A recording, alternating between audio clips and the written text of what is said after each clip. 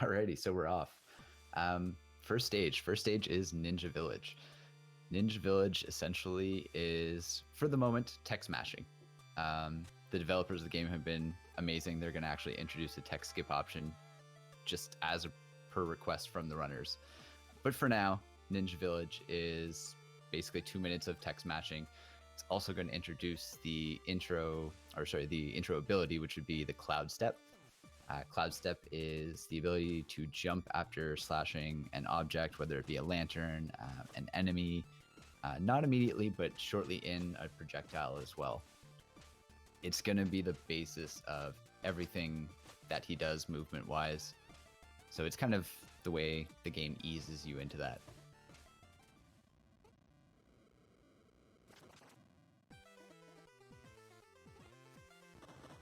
So the X2 runners are kind of familiar with the Rip Green Biker dude.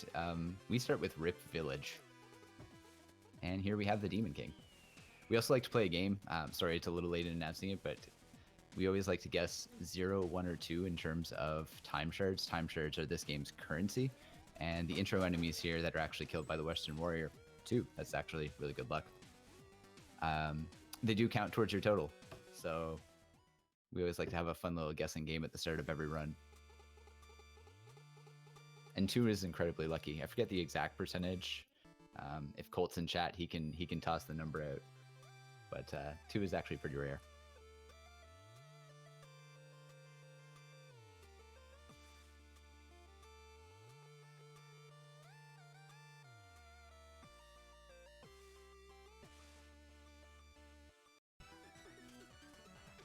Okay, so first area outside intro, Autumn Hills. Not only does it have a absolutely banger of a soundtrack, this is where you're really going to kind of get that Cloud Step and put it to use outside of the training grounds. This is going to be your first encounter with enemies. You start off with 5 health, and Brass will be slashing lanterns along the way and collecting shards best he can to get certain upgrades.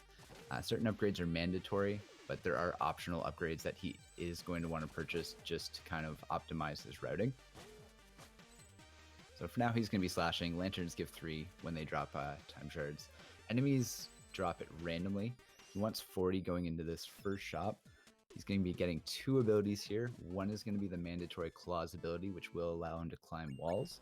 The other one he's going to be buying is the projectile destruction. Projectile destruction is probably going to be one of the abilities you're going to miss most if you're playing low percent, but thankfully he has the ability to buy whatever he wants, and that's the first instance of your time shard routing. He will be able to get Cloud Steps off projectiles, like you can see right there, and this is where the movement starts to get kind of that one step up.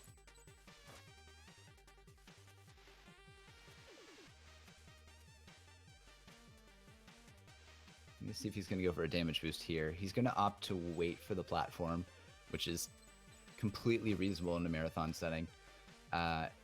You can take a damage boost off of that spike hit if you do want to do it optimally, but there is a chance you get knocked backwards instead of forwards. We don't have the knockback recovery ability right now, so it's kind of 50-50. We don't know really what determines whether or not you go one way or another. So he's going to take optimally a spike boost here and go through the saw blade. Spikes, as you saw, do 3 damage, so anything 3 or less health is considered to be scary because that's when you're at that point where a mistake could actually kill you. Another spike boost here.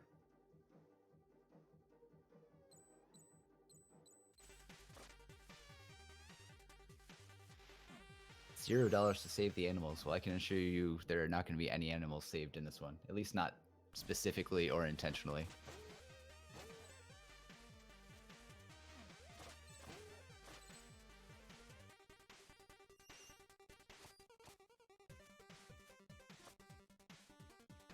So Brass is looking good. Everything has been tight movement-wise. Health is good. Each room is based on a set of cycles.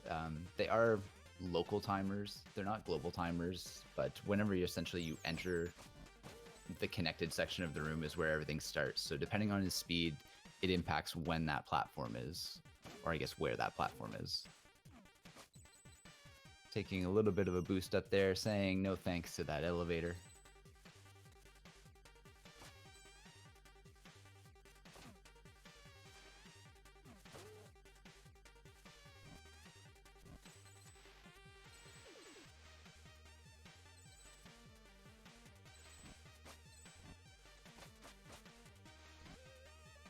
Everything's looking comfy.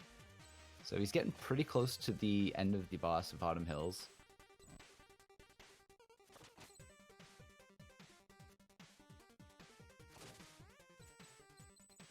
Richness in time shards is based on category. If you're playing the out of bounds route, which I will specify he is playing no out of bounds, but if you are playing an out of bounds route, your routing for time shards is going to be quite different, and that difference only grew. But thankfully he's playing no out of bounds. You're not going to see any trickery here. He's going to be staying within the wall, within the guides of the game. You know, he's not going to be going off screen. You will see the ninja at all times.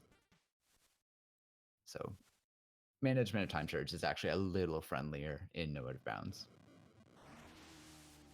So he bought shurikens as well as the knockback recovery there, and very easily getting the one cycle on Autumn Hills boss. So the shurikens are bought for the purpose of using them throughout, but specifically in this case to one cycle that level 1 boss.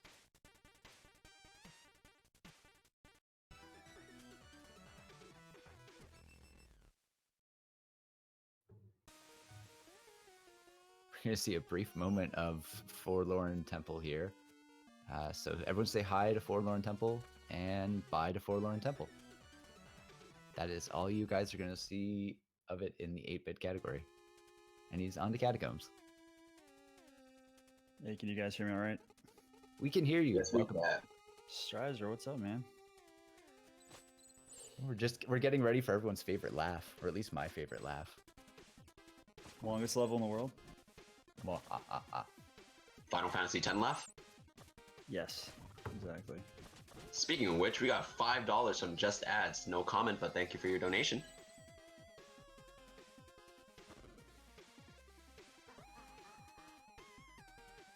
Rexton. We don't even get to see him if you're playing out of bounds, but you guys are going to get to experience him in full force.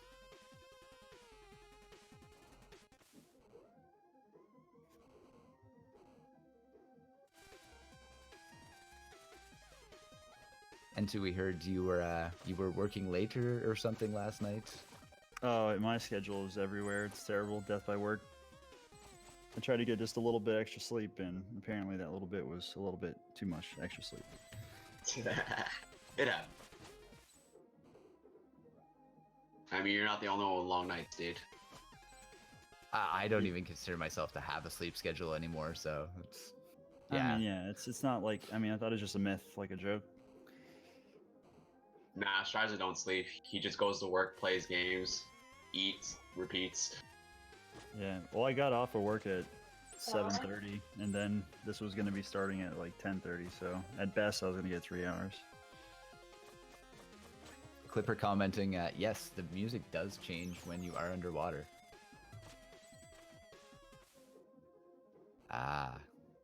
I think we all kind of lose out on that fact after a while. Like anyone who's played the game frequently, or any of the runners, I think we kind of lose noticing that little novelty, but it is amazing the first time you notice it. Yeah, it's a cool little add-on. KLM saying he liked Kirby's swimwear better. We've turned this into an episode of Who Wore It Better, swimwear edition.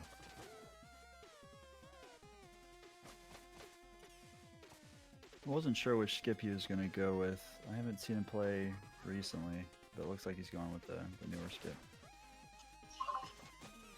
Not to cut you off, guys, but we got $50 from Anonymous, our greatest donator. Bring him over. Put this on Donatello for TMNT Turtles in Time. What a great guy. Ooh. Or girl. Donnie getting some love. I don't think I've seen anybody play as Donatello in TMNT. And nice spike boost there. He played it risky because again, you can get boosted the wrong direction. Oh no, sorry, he does have knockback prevention, so he does have the ability to get boosted the correct direction through there, but still takes the 3 damage. I think I'm a little bit behind you then.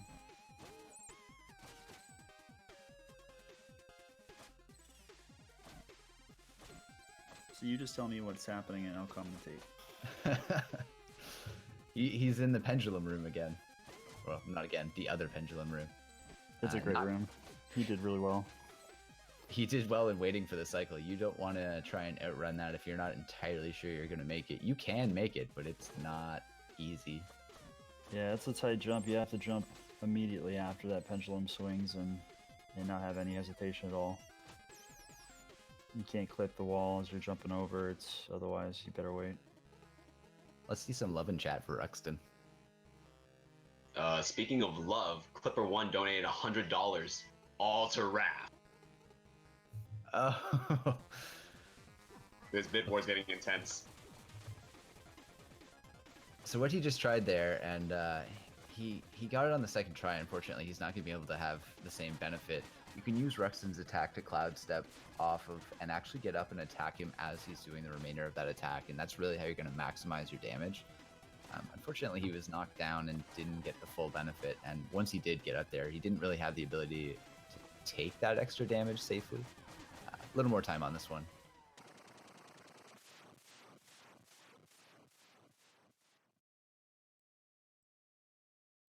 One thing that's actually kind of fun is when he goes in the corner, if you cloud step and just jump up center. I think it's a cool little trick I saw somebody do a while back that I use as my backup. Very appropriate musical slashes. It's the akin to musical Buster, so. Alright, he's into bamboo. It's got to be the fastest, but yet one of the most technical levels, at least early on. I think my favorite part is seeing people's reaction to the fact that, spoiler, that bamboo doesn't have a boss. But the shopkeeper actually spoils this for those of us that are reading the text for a moment. And no one that I've encountered actually seems to believe that, and when they get to where the boss should be, they're genuinely confused that there is no boss. And the silence too, it's just anticipation. Yeah, the music drops out. Nice little cloud step around the corner, off the enemy. So although he doesn't have any abilities really since he's gotten the claw and the shurikens and nothing's really changed, bamboo in its very design I think allows a lot of technicality like you mentioned. Yeah, there's a lot of different strats. They're always continually evolving. Some harder than others. They're pretty tough. There's about, 5 different ways to skip the elevator, depending on which one you want to do.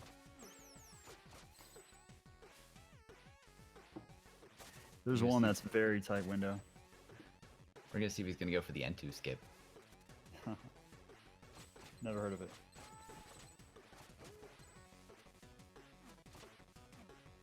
He's opting to go with a different strat.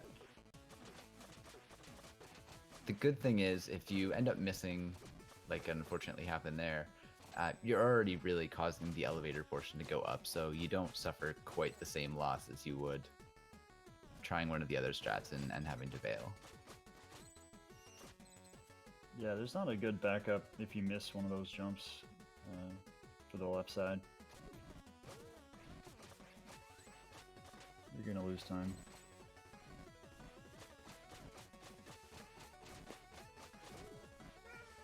Oh no. Oh boy. So, I got 476 from PJ Saltwaster. Bob Rift. It was his comment. I don't know what that stands for or any notification for that. Anonymous, another 100. Donatello's gonna get played. Ralph out knows where his trench coat's anyway. So I think Raph is or Don's in the lead right now. So if you guys want to make this bid war insane, please do so now. So unfortunately, Brass took a little bit of a tumble there off of one of the enemies. And thank you guys for the generous donations, by the way. It's absolutely amazing to see. See if he's going to get these double lantern jumps.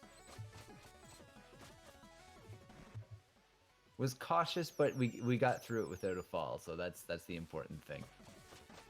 And he's going to opt to feed Corbel. So Corbel, when he died there, essentially comes along and says, hey, I saved your life, but it's at the cost. And the cost is either I'm going to hang around until I get bored, or you feed me enough of these time shards that I'm just going to go away.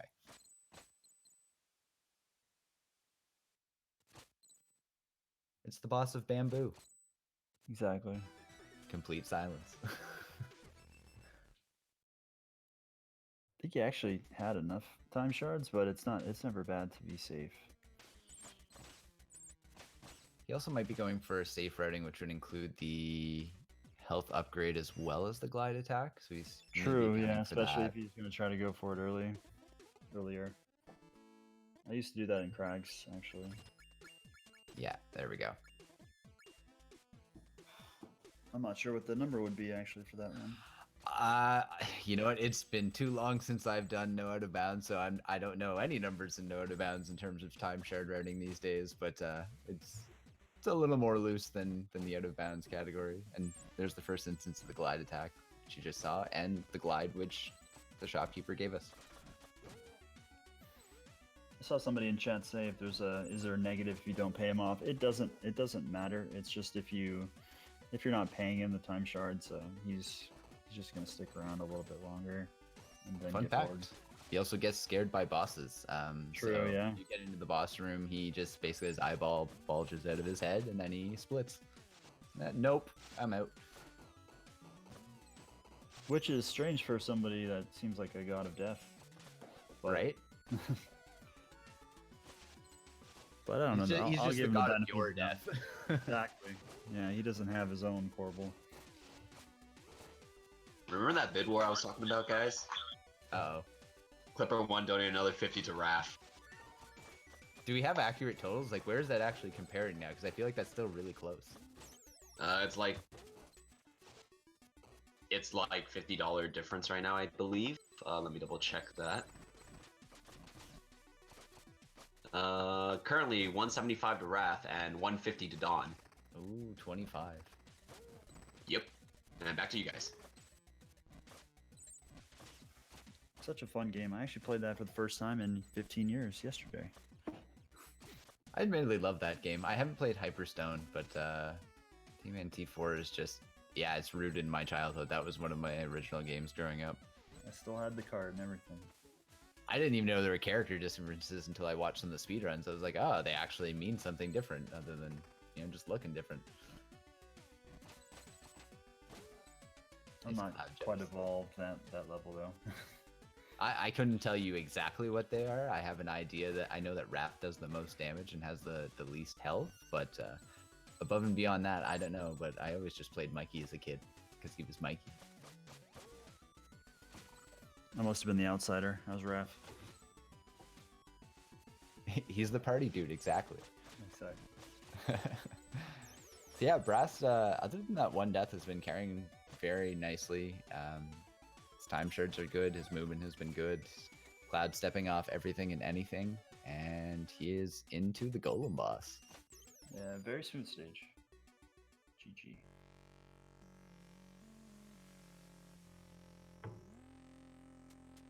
So what you're going to be seeing here is the core takes 8 hits. He's going to be attempting to do 7 hits with his sword, get to the side, toss a shuriken for the 8th hit to maximize the time that the boss is exposed, and then he's going to go up and basically hit face. Really hard to do, but if you time it where you're at the last phase, if you get extremely low left, it saves a lot of time actually. Really, I haven't found a way to do it consistently. Kind of goes off of what the boss wants to do. A little bit scary. He's sitting at 1 health, going to be at the end of the second phase. So that's the 2 cycle. 2 cycle, if you get both shurikens, is pretty much free as long as you don't take an unfortunate tumble. But this is going to be a little bit scary at 1 health. We're going to see if he's opting to, and he is. He's going to collect some of these and toss some shurikens. this is the smart thing to do. Still needs to watch himself. Whoa, and top of the screen finish for sure. Yeah. Still, he got through it. That's what matters. Yeah,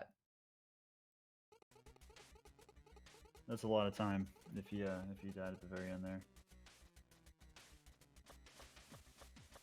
for those that don't know the lore, essentially this is a big misunderstanding. The golem says, "Hey, why did you beat me up?" And you're like, "Well, I came in and you started stomping stuff." And it's like, "Well, you came into my home. I had no idea who you were." And it's all just a big misunderstanding.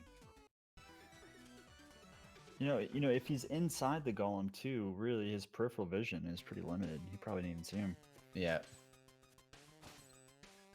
And we're into Quillshroom. This stage, early on, I did not like this stage. I mean, it's fun, but I don't know, it's not that easy for some of the tricks. It's least- not, but I would agree. It's one of those stages that I feel like it's come a long way in terms of not only the strats, but like my feelings towards this stage have come a long way. I have a lot more appreciation for this stage than I used to. Me as well, yeah. It was my least favorite stage for a while. Shoutouts to Speedrun Brazil for the raid. Seeing some nice glide attacks, basically bobbling off anything that he can. The theme of this stage is hold right as much as you can and try not to stop.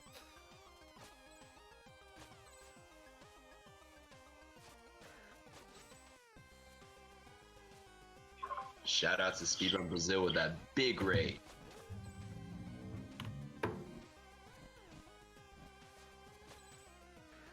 Alright, so he missed a small double jump opportunity there off the lantern, but it's not a big deal. He's got 4 health because he did buy that health. Well, spoke too soon. Now he's got 3 health and 2. So he's at that ever crucial location where any mistake could kill you if you take a tumble into the spikes. No pendulum, no spikes. It's a handy health refill here. Something to note about health refills, there are basically 2 types of health refills. There's guaranteed health refills, and then there are a form of RNG health drop as well, if you will. I won't go into the specifics of each per se, but that one was guaranteed. He knew that was going to be there, so he basically knew that was his ticket to safety. And he did pick up the health drop upgrade, right?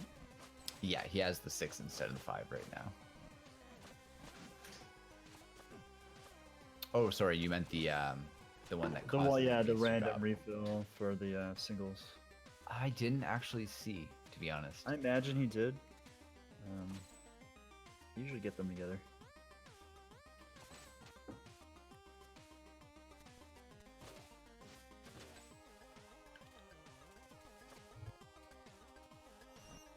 Yeah, Codran saying he did not. It would be an extra 200, so he would have needed 505, and he went into Grotto with just I think it was 325. Yeah, it's close to 325. This room you can actually go too fast. If you go too fast, you're basically just gonna bonk your head on a set of spikes. So you're gonna see him probably pause here. There we go.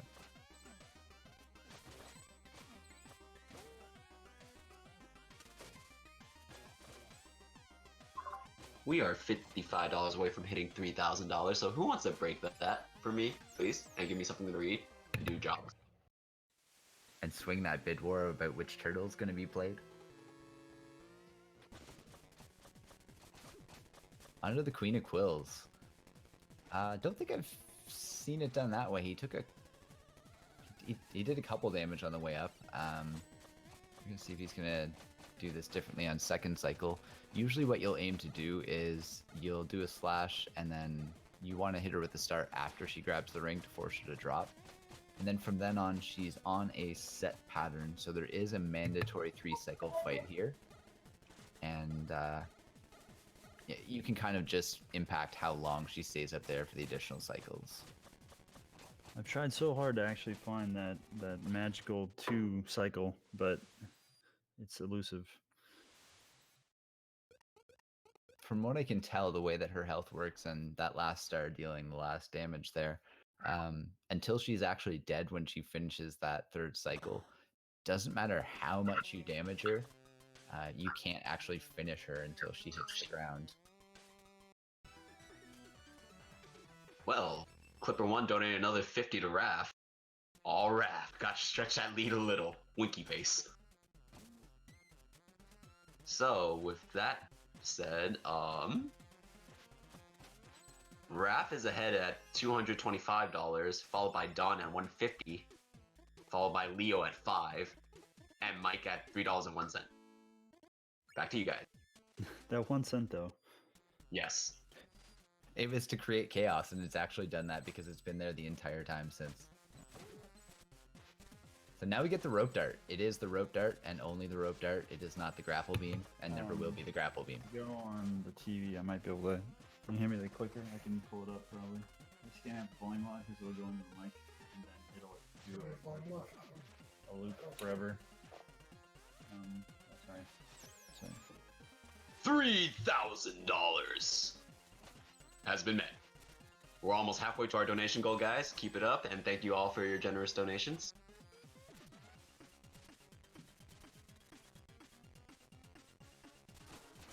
Creed with the math. Need 250 more to reach that halfway mark.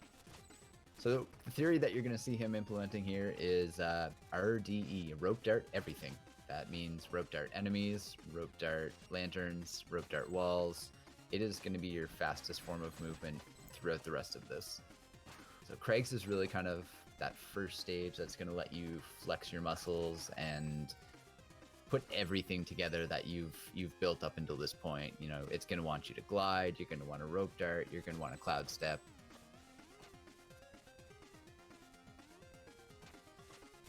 Just type in "show me" on this. CHE. Yes.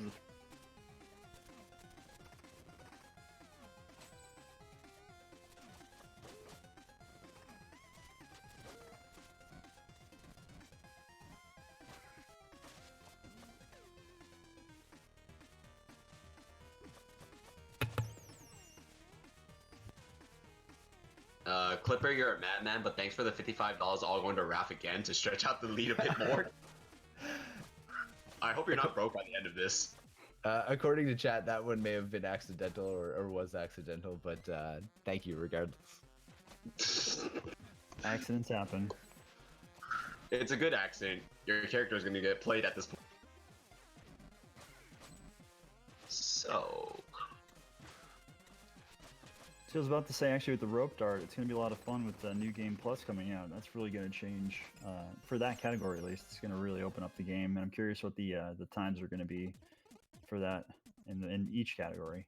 It's really going to save a lot of again, time. shoutouts to the devs for that, because New Game Plus was something that, you know, the community and speedrun community kind of implemented of their own accord with a pre-made save file to have these things available at the start of the game, and then the devs really took that to heart. They've expressed an interest in the speedrun and speedrunning community in general. So they implemented that, or are implementing that in a patch this month, I believe, along with some other quality of life updates, including the tech skip for speedrunners to save our arms. We're not going to have to mash anymore. So big shoutouts to Sabotage for that. They've been totally receptive to basically everything that we've put out to them. Yeah, they've been awesome. So, I got another $5 from Rift20XX. For speedrunning, for glory. For Mikey, I guess? Lols. Conster786 donated $5. Here's 5 to Raph, but can I get the announcer to sing this out? Crap. God damn it. Splinter happened to be ninja teens. He's a radical rat. Leonardo Lee, Donatello does machines. That's a fact, Jack. Raphael's good. Give me a break. Michelangelo's the party dude. Yeah, buddy. Very well done, sir.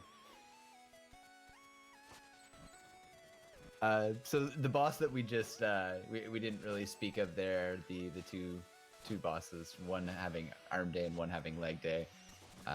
They were pretty quick, but essentially the key to that was one can only be hit from the front, one can only be hit from the back. Brass is now making his way into Glacial Peak. Hey, you got up that the lantern really smooth. That was a good start.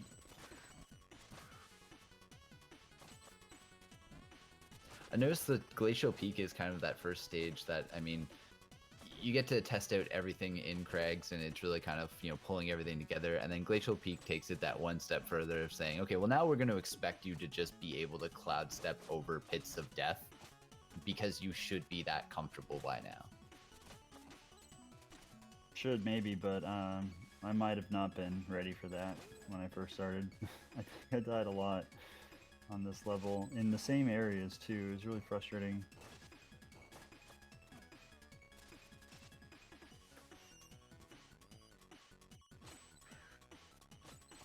That climb's really fun. There's probably 30 different ways to do it.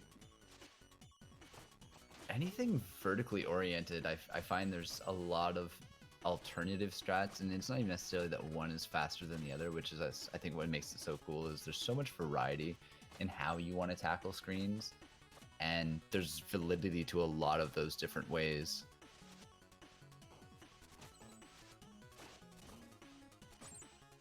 And such a fluid level, really, really well designed. And he's playing good. We have the mysterious stranger who takes 3 hits and then nopes out. You guys, unfortunately, aren't going to get a resolution for that one. Oh. He played that well. He knew he didn't want to take that 3 damage, so he opted to just reset the screen.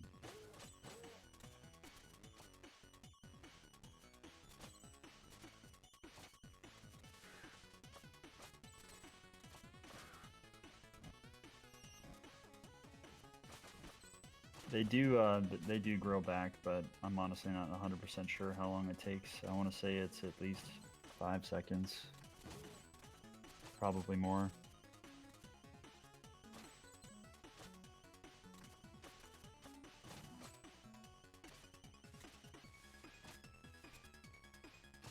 Ooh, Actually, with a lot of that climbing, I find that it's easier to use the rope dart, even if you're really close, because it's just guaranteed you're gonna hit it, and I think it moves a little faster. It's made it so that I've had less mistakes when I'm trying to move a little bit fast. yeah, you can combine jumping and using the rope dart to grab the wall to climb pretty effectively. There is a way that you can, and I guess a lot of new runners would probably make this mistake, or a lot of people watching may assume this, but you don't need to be amazing at mashing aside from text at the moment, which is soon going to be even obsolete, because when you're wall jumping, if you mash too quickly, you're not going to jump as quickly as if you actually do it with a proper rhythm. The best way I can relate it is for anyone that's played a Metroid game. Metroid missiles have a rhythm to them opposed to just straight mashing. It's the same type of feel with wall jumps. Yeah, I want to say if you try to mash, you actually just you're not hitting anything. Some of those jumps, it's not even that you're jumping really quickly, but you'll actually just hit air. It's a nice balance. So he's into the tower. This is basically the gauntlet of 8-bit and also the final level of 8-bit. Very, very scary level, especially early on when you're learning it. You can die very easily. Yeah, lasers are the only thing that does more than spikes. Spikes doing the 3 damage, lasers actually doing 4. Ooh, cutting it a little. Oh, he cut it a little bit close and then got caught up on the laser afterwards. There are many different laser skips in this too. And some glitches where you can actually just rope dart right through the laser, although it doesn't seem consistent. No, there's been a few clips posted of it, and I think we've all probably had it once, but it's not something you ever want to bank on. And like you said, there's no consistent strat for it at this time. It's down to 2 health. I want to know if it's if a task could maybe figure it out and it's frame perfect, and or people just get lucky and get it. Just gonna be getting a refill of health here at the checkpoints. The caveat here is that checkpoints will refill you to 3 without any upgrades, which is all well and good, but spikes and lasers are still going to do you in a single hit, so it's not really any less scary given all of the 4 damage sources in the tower.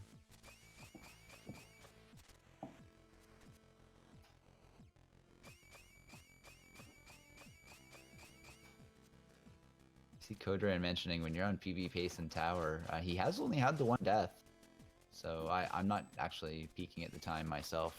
I'm watching his stream directly, but that, I can check. I'm not sure if he's updated it though. I think he's got a 38 right now, I believe. As his PB. Yeah, I think so. I'll check.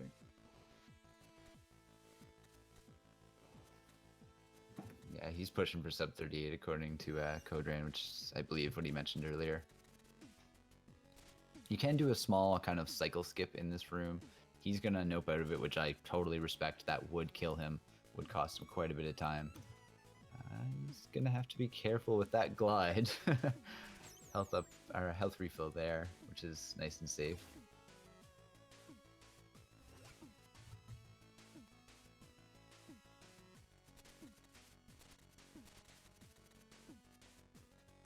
Alright, so he's nearing the end. This part of the tower is not so much daunting as it is just time consuming. Got a couple spike traps here, and then you're going to see a couple lasers, but nothing you shouldn't be able to handle. Very nice rope dart over that one.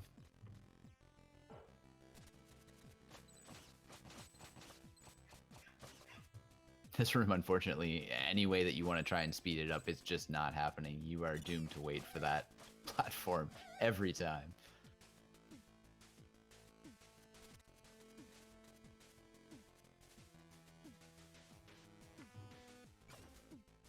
Alright, and we get to the long room of fancy switches that teleport you.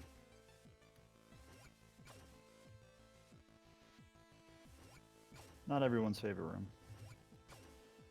Once you realize that it's not even scary, it's not an issue, it's just like it's easy to almost fall asleep and not be paying full attention because of how easy it actually is. And take a nap into a laser. Yeah, exactly. So final boss of 8-bit incoming, it's time to do the thing Junior. Another scary thing about that room too is that if you're trying to do it just a little bit faster too, yeah, it's really risky, and you might kind of reverse your course and then it's wasted. He's actually got a chance to pull a 37 here. If he gets a really quick fight, he has a chance here. Yeah, once you start moving, I think the fastest time about 21 seconds.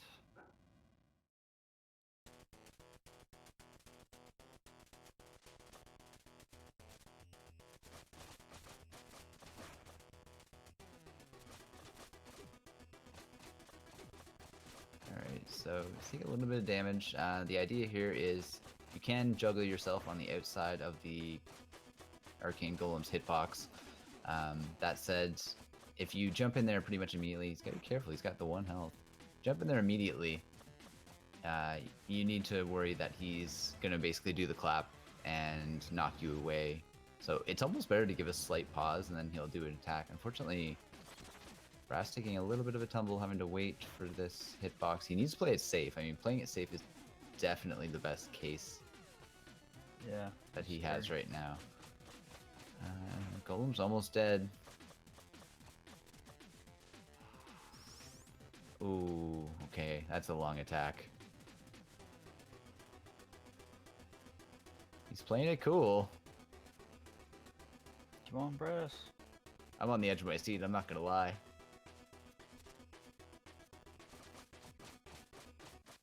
Oh, there we go. GG. Wow, clutch. Good job. Oh, Good job, so Brass. tense. I didn't even think I was breathing. I'm gonna see if he's gonna give us a little show off of the 16-bit. So yeah, that's basically, I'll say the first quarter of the game. If you're speaking of no out of bounds, if you're doing everything as intended, times have started to come down into just over 2 hours. This is 2 stages shorter than when the full linear section ends. But yeah, this is basically your little appetizer of the messenger. I hope you guys enjoyed it, and congrats to Brass on the run. Yeah, great run, great game, so much fun. And what a clip.